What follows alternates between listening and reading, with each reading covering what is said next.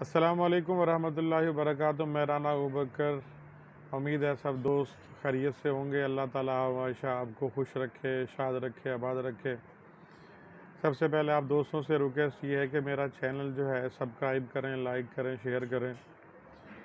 آج سے میں نے ایک تہیہ کیا ہے کہ انشاءاللہ تعالیٰ جو ہمارے تک، ہم لوگوں تک جو باتیں پہنچیں گی، ذاتی تجزیہ یا کہ کوئی ذرائع کے ذریعے بات ہوگی، تو آپ انشاءاللہ آپ کو حقائق پر بات انشاءاللہ آپ کو پہنچائیں گے۔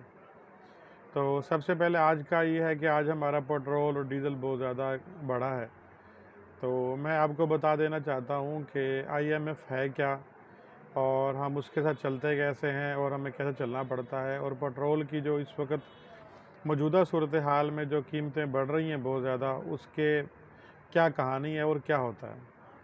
تو میں ذاتی طور پہ اپنے تجزیہ پیش کر رہا ہوں کہ اصل حقائق یہ ہوتے ہیں کہ IMF جو ہے وہ ایک بینک ہے، اور جب کوئی آدمی کوئی فیکٹری بناتا ہے، کوئی دکان بناتا ہے، تو اس کے لیے وہ قرضہ لیتا ہے۔ قرضہ مثال کے طور پر اس نے قرضہ لیا، اس قرضے کے اوپر وہ سود بھی دیتا ہے اور وہ چیز پہ نفع بھی کماتا ہے۔ مثال کے طور پر ایک گلاس ہے، وہ آپ لیتے ہیں 50 روپے کا، تو IMF کہتا ہے کہ آپ نے اس کو 70 کا سیل کرنا ہے۔ یعنی کہ 70 سے مطلب یہ ہے کہ آپ نے اس کے اوپر ٹیکس بھی لگانا ہے، آپ نے اس پہ نفع بھی لینا ہے، اور 10 روپے ہمیں بھی دینے ہیں، اور ہم نے بھی 10 روپے بچانے ہیں۔ تو ہمارے ملک کی جو صورتحال وہ ایسے نہیں ہے۔ ہم لوگ 50 کی چیز لے کر دوبارہ اسی چیز کو 40 روپے کا سیل کرتے ہیں، اس بنیاد پہ کہ سبسڈی دیتے ہیں۔ جو سبسڈی دیتے ہیں وہ بھی ہم قرضہ اٹھاتے ہیں، قرضہ اٹھانے کے بعد ہم دوبارہ اس کو پھر سبسڈی دیتے ہیں۔ IMF یہ کہتا ہے کہ بھی جب تم ایک چیز 50 روپے کی لی تو تم 70 کی بیچو گے تو ہمیں کچھ ملے گا تو تمہیں ملے گا۔ اس وقت جو ہمارا معاہدہ تھا پیٹرول کا، جو میں آپ کو پہلے بتا دینا چاہتا ہوں، جو مجھے معلومات ہے کہ جو پیٹرول ڈیزل جو ہے وہ 310 روپے تک جائے گا، اور جو پیٹرول ہے وہ 269 یعنی 270 تک وہ جائے گا۔ تو اس کے بعد معاملات حل ہوں گے۔ اور یہ بھی بتا دینا چاہتا ہوں، اس وقت جو ملک کی صورتحال ہے وہ سن 71 والی ہے۔ 1971 میں جو ہمارے ملک کی صورتحال تھی، آج بلکہ اس سے بھی زیادہ میں خطرناک کہہ سکتا ہوں کہ ہمارے ملک کی صورتحال اس سے بہت زیادہ خراب ہے۔ تو ہم لوگوں کو سمجھنا پڑے گا، یہ نہیں کہ بھی عمران خان نے معاہدہ کیا، نواز شریف نے کیا، پیپلز پارٹی نے کیا، کس ملک نے کس نے کیا کیا، لیکن اس وقت ہمارے ملک کی صورتحال بہت زیادہ ڈسٹرب ہے، پریشانی والی ہے۔ تو ہم سب لوگوں کو یکجا ہونا پڑے گا۔ اگر عمران خان صاحب نے بھی قرضہ اٹھایا تھا تو وہ بھی اسی بنیاد پہ اٹھایا تھا کہ بھی جو ہے ہم اس کو لے کے چلیں گے، کچھ قیمتیں بڑھائیں گے، لیکن جب وہ جانے لگے اس کو معلوم ہو چکا تھا کہ میں جا رہا ہوں، تو یہ بقول شیخ رشید صاحب کے کہ اس نے کہا کہ میں جا تو رہا ہوں، اس نے پھر قرضہ اٹھا کر وہ قیمتیں بھی کم کر دی، بجلی کی قیمت بھی کم کر دی کہ جو آ گیا تھوڑا ڈلے گا، جو ملبہ آئے گا آنے والی حکومت پر آئے گا۔ تو جب تک ہماری یہ سوچ تبدیل نہیں ہوگی تو اس وقت تک ہمارا ملک خوشحالی کی طرف نہیں آئے گا۔ تو ہمیں جو ہے سوچنا پڑے گا، سب کو، ہماری فوج کو، ہماری عدلیہ کو، ہمارے سیاستدانوں کو، ہمارے ملک کے انویسٹروں کو، بزنس مینوں کو یکجا ہونا پڑے گا۔ اگر ہم لوگ یکجا ہوں گے تو ہمارے ملک کی بہتری کی طرف آئے گا۔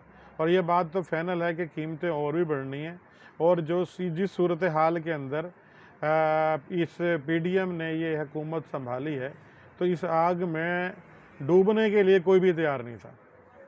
خیر، انہوں نے کڑوا گھونٹ بھرا، اور کڑوا گھونٹ بھرنے کے بعد انہوں نے حکومت کو سنبھالا، اور مجھے اللہ سے امید ہے کہ ہم سب لوگ کوشش کر رہے ہیں اور اس ملک کو بہتری کی طرف لے آئیں گے۔ اگر ملک اسی طرح چلتا رہا تو آپ لوگ یہ سمجھ رہے ہیں دیوالیہ ہونے جا رہے ہیں، تو دیوالیہ ہونے جا نہیں رہے، ہم دیوالیہ ہو چکے ہیں۔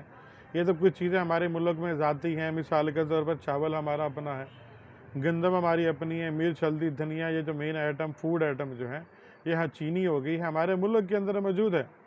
اگر یہ چیز بھی، جیسے گھی ہمارے ملک سے باہر سے آ رہا ہے اور ڈالر کی صورت میں ہم اس کو خریدتے ہیں تو اس کی قیمت بڑھتی ہے۔ ہماری چائے کی پتی ہے، یہ ہماری ڈالر کی صورت میں آتی ہے۔ جتنی چیزیں ہماری ڈالر کی صورت میں آتی ہیں تو ان کی قیمتیں بڑھنی ہوتی ہیں، اور وہ بڑھ رہی ہیں، اور لامحالہ وہ بڑھیں گی۔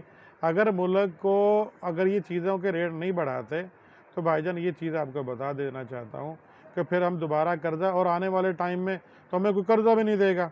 تو اس حوالے سے میں آپ سے یہ بات چیت شیئر کی ہے کہ انشاءاللہ تعالیٰ آپ تھوڑا حوصلہ رکھیں، تسلی رکھیں، اور سب سے بڑی دعا کریں اس ملک کے لیے، اللہ تعالیٰ اس ملک کی خیر رکھے، نوافل پڑھیں کہ جو بھی فیصلے ہوں، آنے والی حکومت ہو اور یہ موجودہ حکومت ہو، جو بھی ہو وہ اچھے فیصلے کریں، ہمارے ملک کے لیے کریں۔